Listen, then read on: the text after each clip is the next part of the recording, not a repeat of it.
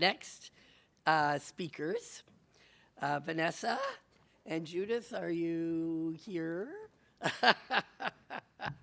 Vanessa Liu is the CEO and co-founder of Sugarwork.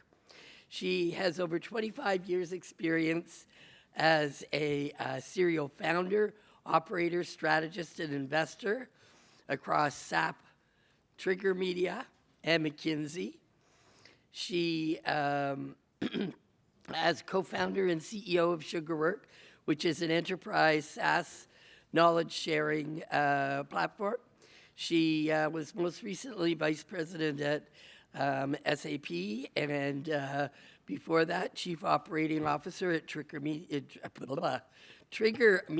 Group, a digital media incubator. And she began her career at McKinsey. So with her is Judith Williams, also a co-founder at Sugarwork. As a metrics-driven human resources strategist, she is known for focusing on cross-functional outcomes across the organization's site leads and advises organizations. She has more than 20 years global human resources and cross-cultural diversity experience. And prior to founding Sugarwork in 2022 with Vanessa, she served as Senior VP of Chief Diversity and Inclusion Officer and Global Head of People Sustainability at SAP. So please welcome these ladies to talk to us today a little bit about capturing and scaling expert knowledge with AI. There's a theme today, right? Please welcome our next speakers.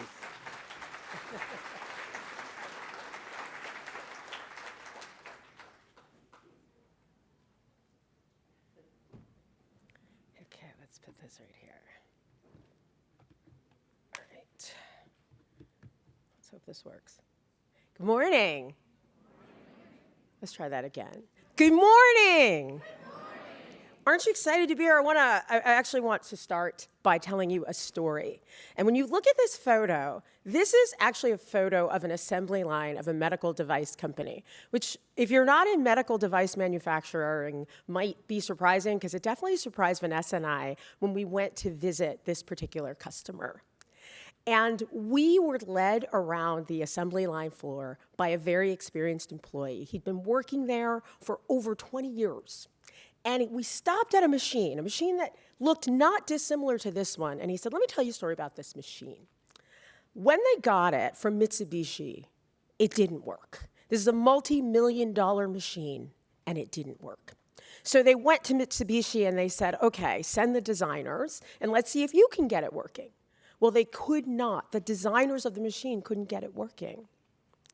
Now, this 20-plus year employee looked at it, and he thought about it and realized that he could fix that machine.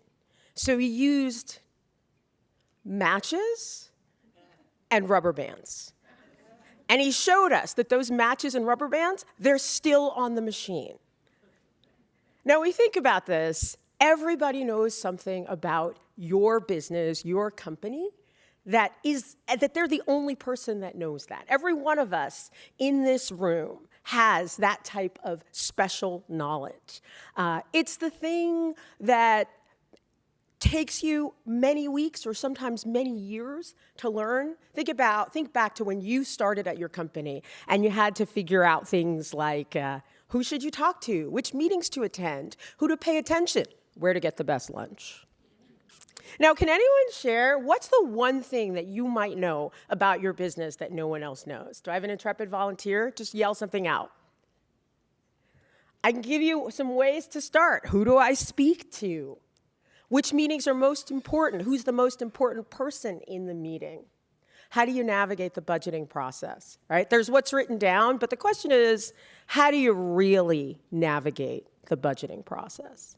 Now, are you with me? Do you have this type of expert in your organization, that one person who knows how to do a thing? Give me a show of hands if that's something that you've seen in your organizations. All right, I'm seeing a lot of hands, and I think other people just haven't had enough coffee. Now, that's tacit knowledge, okay? And that's the knowledge that you just seem to know. It's that experience that the employee at the medical device manufacturer accumulated over years. And for the engineer on your team, it might be how systems are built. For the finance director, it's really the nitty-gritty of the budgeting process. But the key thing about this tacit knowledge is that it's more than 80% of the knowledge, and it's not documented anywhere.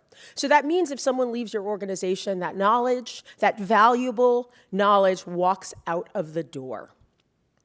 And it's costly. It costs, in the Fortune 500, it's about a $31.5 billion aggregate loss in productivity and other costs.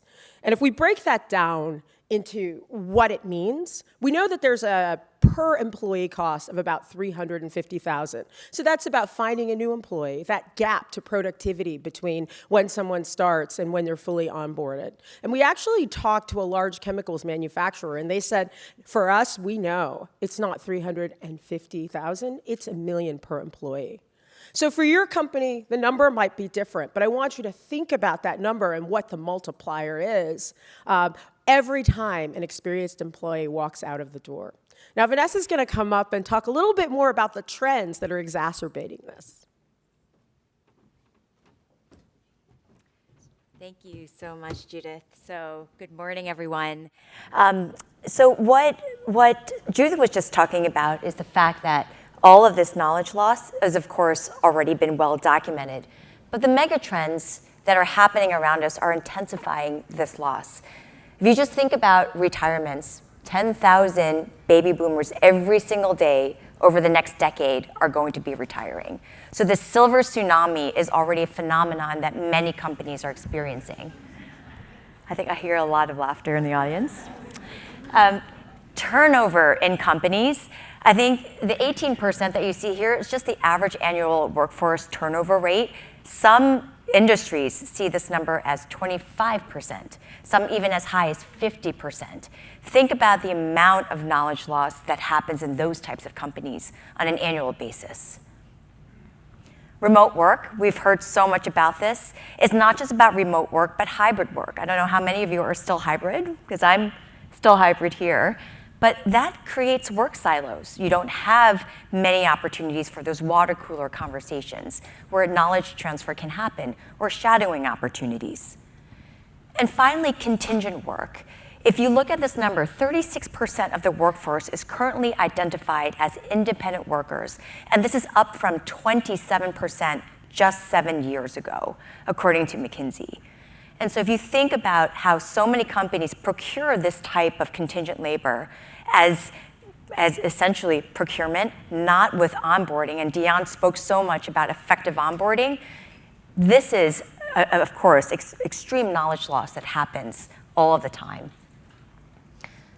Now, over the last year, I know that this is not new to you, but over the last year that Judith and I spent time talking to 50 companies about what they are doing to combat knowledge loss.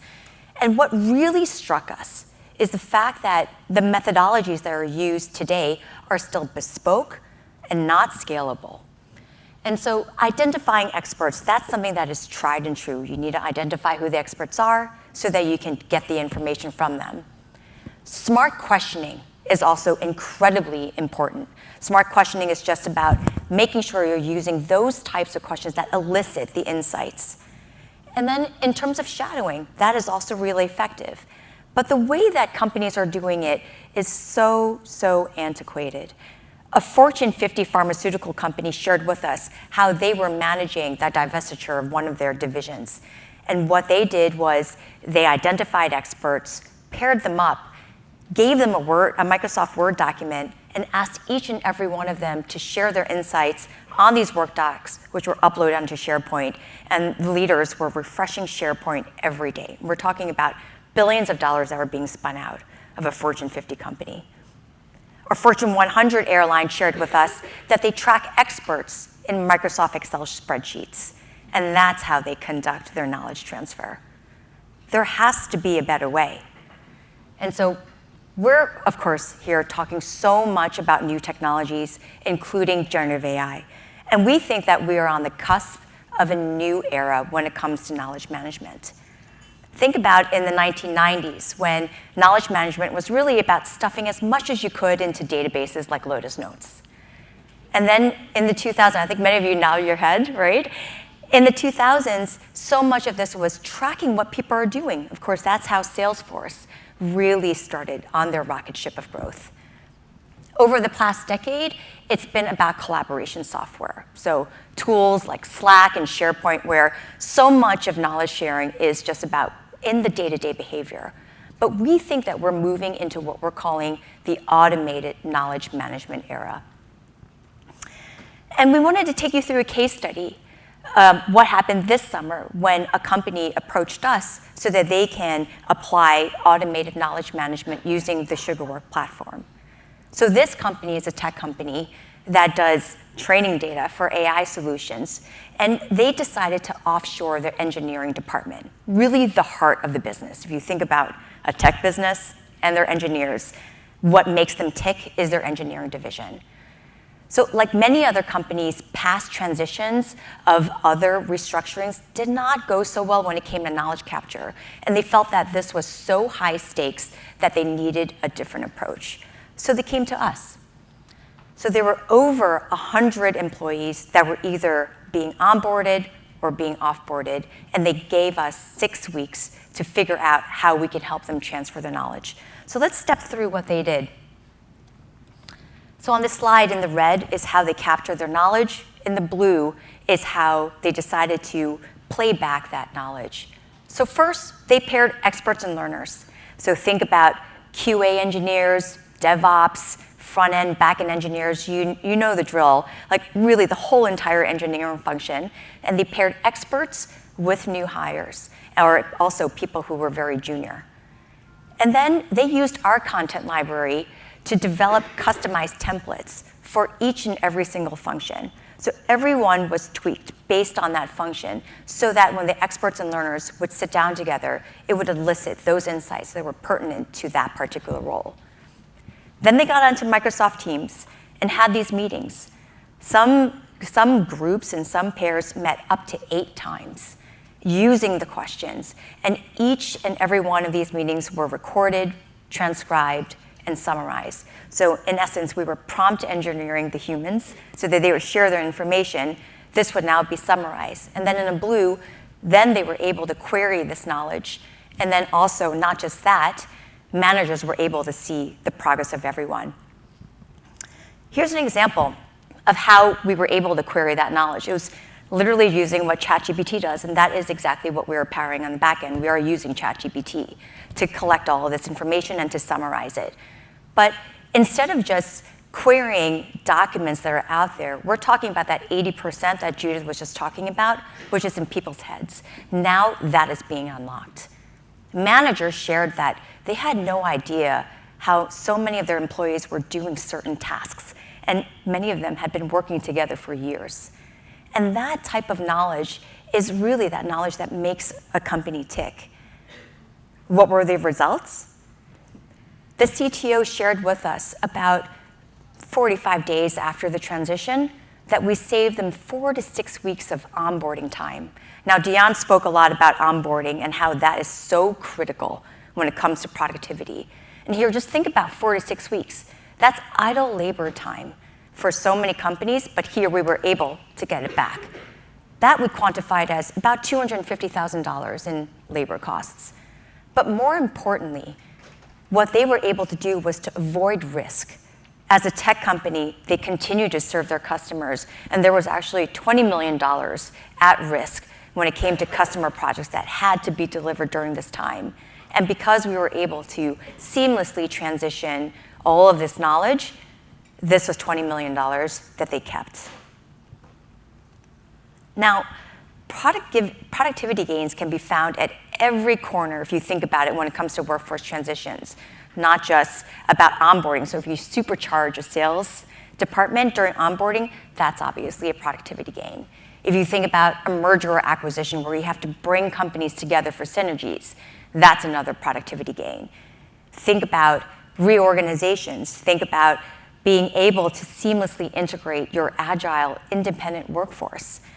And also just think about your everyday transitions when it comes to people being promoted or retiring, or just simply just deciding that they want to have a new challenge and they're walking out the door.